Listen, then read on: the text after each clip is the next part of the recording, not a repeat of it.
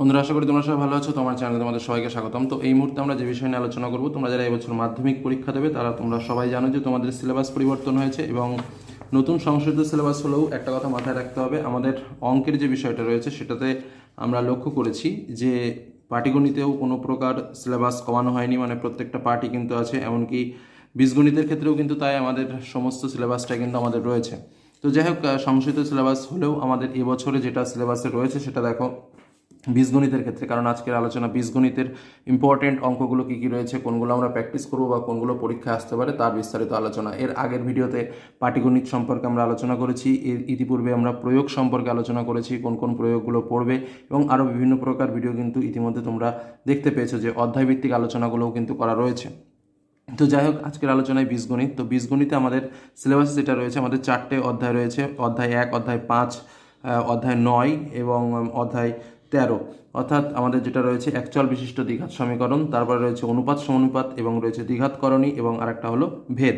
তো এই যে 4টে আমাদের অধ্যায় রয়েছে, আমি একটু তোমাদের সামনে কোশ্চেন মডেলটা তুলে ধরি, কারণ আমাদের আগের থেকে কিন্তু এবারে একটু কোশ্চেন মডেল পরিবর্তন হয়েছে। আমরা আগে জানি যে আমাদের বীজগণিতের ক্ষেত্রে আমাদের মোট নম্বর থাকতো 16, কিন্তু এবছরে কিন্তু আমাদের বীজগণিতের ক্ষেত্রে মোট নম্বর থাকছে 25, কারণ আমরা জানি আমাদের সিলেবাস থেকে রাশিবিজ্ঞানটাকে বাদ দেওয়া হয়েছে এবং সেই নম্বরটাকে অন্য জায়গা খাটানো হয়েছে। তার মধ্যে কিন্তু বীজগণিত 1, অর্থাৎ এই বীজগণিতের মধ্যে কিন্তু অন্যবারের তুলনায় এবারে 8 মার্ক কিন্তু বেশি থাকবে। তো কোথায় কোথায় বেশি থাকবে দেখো, আগেও আমাদের এমসিকিউ একটা আসতো, এবারও কিন্তু আমাদের একটা আসবে।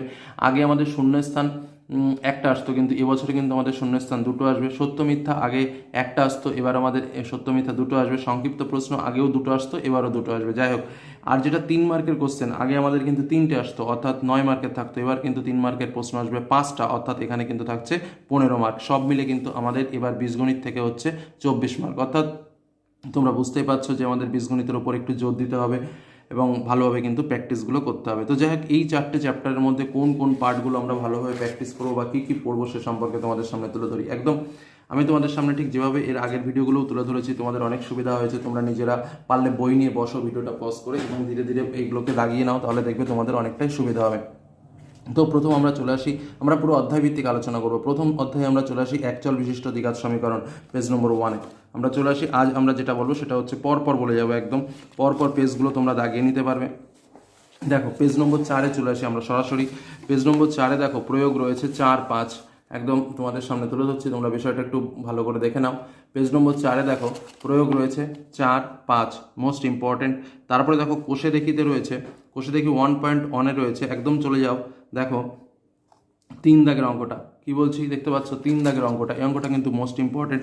এছাড়াও দেখো 4 দাগে চলে যাও, 4 দাগে 1 দাগ, 3 দাগ এবং 4 দাগ। কি বললাম, 4 দাগে 1 দাগ, 3 দাগ এবং 4 দাগ। এবং তারপরে চলে আসি আমি একদম পুরোপুরি 6 দাগে। দেখো 6 দাগের 3 নম্বর অঙ্কটা যেটা রয়েছে, 6 দাগে দুটি স্টেশনের মধ্যে দূরত্ব 300 কিলোমিটার, এই যে অঙ্কটা কিন্তু মোস্ট ইম্পর্টেন্ট। এবার চলে আসি আমি পেজ নম্বর 5-এ। পেজ নম্বর 5-এ দেখো এখানে আমাদের যেটা রয়েছে, পেজ নম্বর 5-এ দেখো 5 দাগ এবং 7 দাগ, এর মধ্যে কিন্তু মনে রাখবে 7 দাগের অঙ্কটা কিন্তু মোস্ট ইম্পর্টেন্ট একটা অঙ্ক রয়েছে। এবার আমরা সরাসরি চলে যাই পেজ নম্বর 9-এ। তো চলে যাচ্ছি পেজ নম্বর 9-এ। পেজ নম্বর 9-এ চলে গেলাম। পেজ নম্বর 9-এ দেখো আমাদের প্রয়োগ রয়েছে 12, 13, 14, এই 3টে প্রয়োগই কিন্তু ইম্পর্টেন্ট, 12 দাগ, 13 দাগ এবং 14 দাগ। এবার আমরা চলে যাব সরাসরি পেজ নম্বর 10-এ। দেখো কোষে দেখি অঙ্ক রয়েছে আমাদের পেজ নম্বর 10-এ। কোষে দেখি 1.2 রয়েছে। দেখো এখানে কোষে দেখি এখানে 1 দাগের প্রত্যেকটা অঙ্কই মোস্ট ইম্পর্টেন্ট। আবার দেখিয়ে দিচ্ছি, এই যে 1 দাগের এখানে যে কটা অঙ্ক রয়েছে প্রত্যেকটা অঙ্কই কিন্তু মোস্ট ইম্পর্টেন্ট, এবং 2 দাগে আমাদের যে দুটো অঙ্ক রয়েছে, অর্থাৎ 1 দাগ 2 দাগ, এই দুটোও কিন্তু আমাদের মোস্ট ইম্পর্টেন্ট অঙ্ক। বোঝা গেল কি বললাম? এবার আমরা চলে আসি তারপরে পরের পৃষ্ঠা, অর্থাৎ পেজ নম্বর 11-তে। দেখো পেজ নম্বর 11-তে আমার দাগানোই রয়েছে।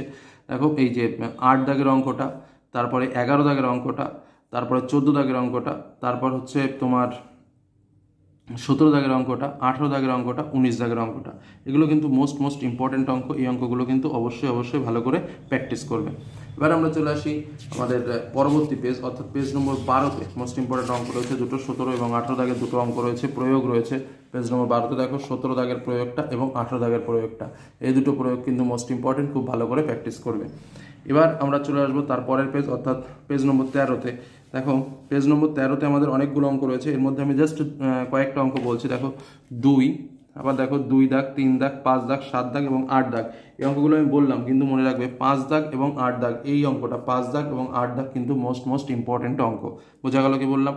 এবার চলে আসি দেখো নিচের দিকে পেজ নম্বর 12তেই তোমার এই যে শর্টগুলো রয়েছে দেখো, 10 দাগের এই যে শর্টগুলো রয়েছে, বহু বিকল্প এমসিকিউ টাইপের প্রশ্ন রয়েছে, শূন্যস্থান রয়েছে, এগুলো কিন্তু অবশ্যই ভালো করে প্র্যাকটিসটা কিন্তু করবে, এখান থেকে যেন মিস না হয়। 10-11তে যে শর্টগুলো রয়েছে প্রত্যেকটা ভালো করে প্র্যাকটিস করবে।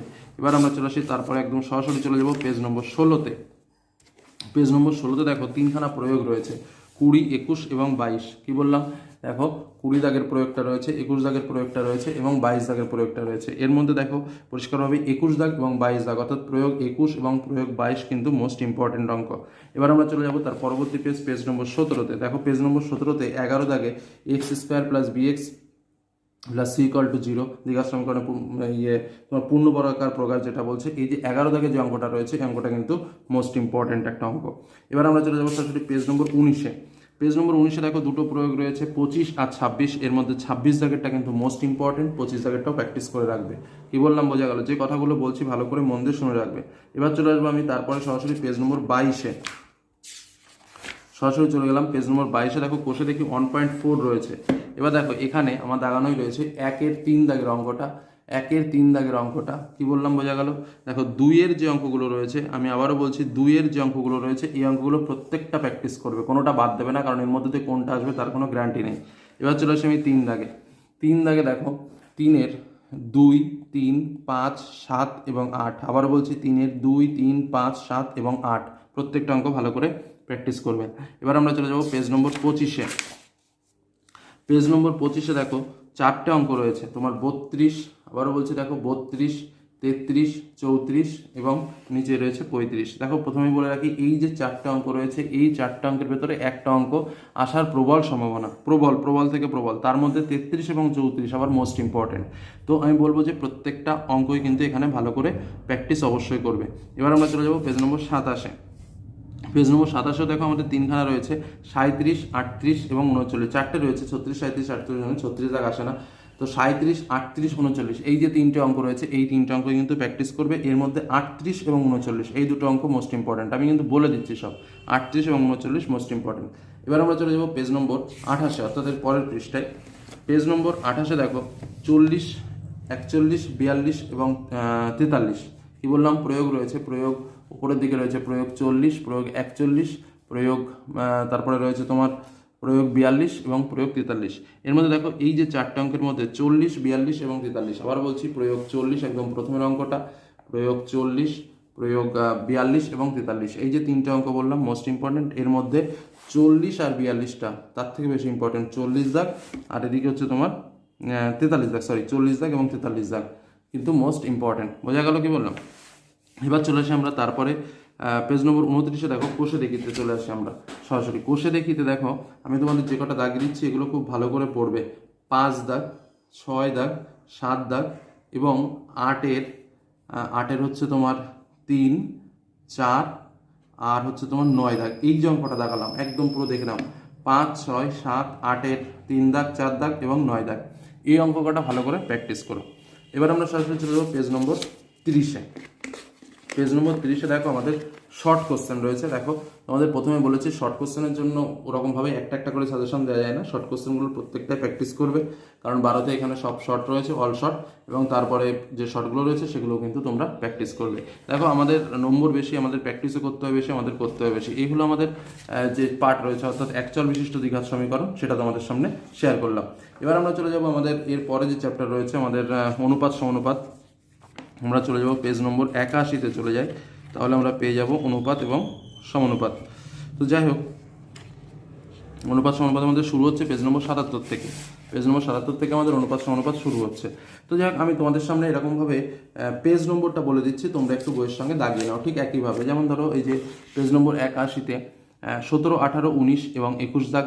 পেজ নম্বর 82-তে 2-এর 4 দাগ, 5 দাগ, 4-এর 4 দাগ, 3 দাগ, 5-এর 2 দাগ, 3 দাগ, 7-এর 2 দাগ এবং 8-এর 1 দাগ। পেজ নম্বর 85-তে 34, 35, 36, 37 এর মধ্যে তোমার 36 এবং 37 মোস্ট ইম্পর্টেন্ট। পেজ নম্বর 87-তে দেখবা 1-এর 2 দাগ, 2-এর 1 দাগ 2 দাগ এবং 4 দাগ, 3-এর 2 দাগ এবং 4 দাগ, এগুলো শর্টের জন্য ইম্পর্টেন্ট। পেজ নম্বর 88-তে 4, 7 এবং 8 এর মধ্যে 4 দাগ 7 দাগ 8 দাগ 3টে অঙ্কই কিন্তু মোস্ট ইম্পর্টেন্ট, মানে এখান থেকে একটা আসেই বলতে গেলে। পেজ নম্বর 93-তে আমাদের রয়েছে 56 দাগ এবং 57 দাগ, এর মধ্যে 57 দাগ মোস্ট ইম্পর্টেন্ট। পেজ নম্বর 95-এ 60 দাগ এবং 61 দাগ, তার মধ্যে 61 দাগ কিন্তু মোস্ট ইম্পর্টেন্ট। পেজ নম্বর 96-এ 63 দাগ 64 দাগ, তার মধ্যে 63 64 দুটো অঙ্কই ইম্পর্টেন্ট। পেজ নম্বর 98-এ দেখবে 6-এর 5 দাগ এবং 6 দাগ প্র্যাকটিস করবে, 7-এর 1 দাগ, 8-এর 1 এবং 4 দাগ, 10-এর 1 এবং 2 দাগ। পেজ নম্বর 99-এর যে শর্ট কোশ্চেন আছে, পেজ নম্বর 99-এর 12 দাগে এবং 13 দাগে প্রত্যেকটা শর্টই ভালো করে প্র্যাকটিস করবে। এগুলো আমাদের অনুপাত সমানুপাত, আর না খুঁজে পেলে কোনো ব্যাপার না, একদম দেখো সুন্দর করে লেখা রয়েছে। পেজ নম্বর 96 ধরো, তো পেজ নম্বর 96 আমি গেলাম, একটা দেখিয়ে দিচ্ছি তোমাদের সুবিধা হবে আরও একবার। পেজ নম্বর 96-এ গেলাম, কি লেখা রয়েছে 96-এ 63 64, তো 96-এ তাকিয়ে দেখো, একদম 96 পেজ যখনই খুলবে তখনই দেখতে হবে যে উপরের দিকে রয়েছে 63 দাগ নম্বর আর নিচের দিকে 64 দাগ নম্বর, এরকমভাবে বইয়ের সঙ্গে পুরোপুরি মিলে যাবে সাজেশনটা, ঠিক আছে। তো চলে যাবো আমরা আমাদের পরবর্তী চ্যাপ্টার রয়েছে, অর্থাৎ ভেদ চ্যাপ্টারে চলে যাই। 13 নম্বর অধ্যায় আমাদের যেটা রয়েছে, দেখো কী কী প্র্যাকটিসগুলো করবে ভেদের থেকে। দেখো পেজ নম্বর 188 পেজে যেটা রয়েছে তোমরা প্রয়োগ করবে 2, 3, 4, এগুলো 2 মার্কে আসতে পারে। পেজ নম্বর 189 পৃষ্ঠায় প্রয়োগ 5, পেজ নম্বর 190 পৃষ্ঠায় প্রয়োগ 7, 9, 10, পেজ নম্বর 191 পৃষ্ঠায় 11, 12, 13, 14, 15, 16, 17, প্রত্যেকটা এর মধ্যে একটা আসবে, কিন্তু কোনটা আসবে বলা যাবে না, প্রত্যেকটা প্র্যাকটিস করবে। তার মধ্যে 12, 14 এবং 16 মোস্ট ইম্পর্টেন্ট রয়েছে। পেজ নম্বর 192 পৃষ্ঠায় প্রয়োগ 18, আর তার যেটা রয়েছে তোমার যোগভেদের একটা উপপাদ্য রয়েছে, ছোট্ট একটা লাইন, কিন্তু ওইটা কিন্তু খুব ভালো করে পড়ে রাখবে। পেজ নম্বর 193 পৃষ্ঠায় প্রয়োগ রয়েছে 19, 20 এবং 21, তার মধ্যে 19 এবং 21 মোস্ট ইম্পর্টেন্ট। পেজ নম্বর 194 পৃষ্ঠায় 22, 23, 24, 25, এর মধ্যে 22, 23, 24 তিনটে মোস্ট ইম্পর্টেন্ট। পেজ নম্বর 195 পৃষ্ঠায় প্রয়োগ রয়েছে 26, পেজ নম্বর 196 পৃষ্ঠায় 3-এর 2 দাগ, 4-এর 1 এবং 2 দাগ, 5-এর 2 দাগ এবং 9, 10, 11, এই তিনটে অঙ্ক ভালো করে দেখে রাখবে। পেজ নম্বর 197 পৃষ্ঠায় 13 দাগ, 15 দাগ এবং তারপরে তোমার 16 দাগে এমসিকিউ মানে শর্ট টাইপের কোশ্চেনগুলো রয়েছে, 17 দাগেও শর্ট টাইপের কোশ্চেনগুলো রয়েছে, এগুলোও কিন্তু প্র্যাকটিস করে রাখবে। 197 পৃষ্ঠায় 13 দাগ, 15 দাগ এবং শর্ট টাইপের প্রশ্নগুলো। এবার চলে আসে আমাদের আরও একটা যেটা চ্যাপ্টার রয়েছে, সেটা হচ্ছে আমাদের দ্বিঘাতকরণী, আমাদের যেটা 9 নম্বর অধ্যায়। আমি আগেই ভেদটা বলে দিয়েছি, তো যাই হোক 9 নম্বর অধ্যায়টা বলছি এবার তোমাদের, যেটা পেজ নম্বর 155 পেজে সরাসরি চলে যাবে। সেখানে দেখবে 2, 3, 4 অঙ্ক 3টে প্র্যাকটিস করবে। 6-এর ABC, পেজ নম্বর 157 পৃষ্ঠা খুলবে, দেখবে 1-এর BCD, 2-এর E এবং G দাগ, 3-এর ADCB এবং F দাগ এবং 4 দাগে একটা অঙ্ক রয়েছে।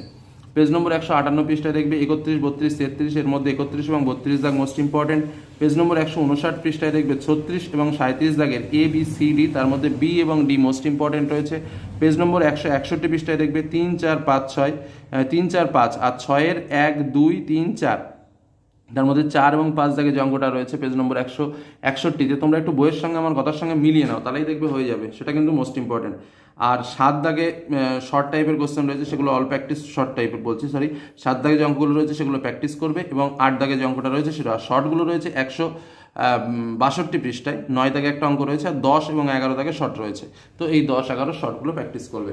দেখো অঙ্কর পরিমাণটা তোমরা হয়তো ভাবছো যে অনেকগুলো প্র্যাকটিস করতে হবে, প্রথম কথা হচ্ছে এটা অঙ্ক, এটা প্র্যাকটিস করলেই ভালো রেজাল্ট করা সম্ভব হয়, এবং তাছাড়াও যে অঙ্কগুলো দিয়েছি সেগুলো কিন্তু তোমাকে প্র্যাকটিস করতেই হবে, কারণ এবার আমাদের এখান থেকে 24 মার্ক আসবে, তো সেক্ষেত্রে কিন্তু আমাদের মোস্ট ইম্পর্টেন্টভাবে অঙ্কগুলো প্র্যাকটিস না করলে কিন্তু আমরা কমন পাবো না।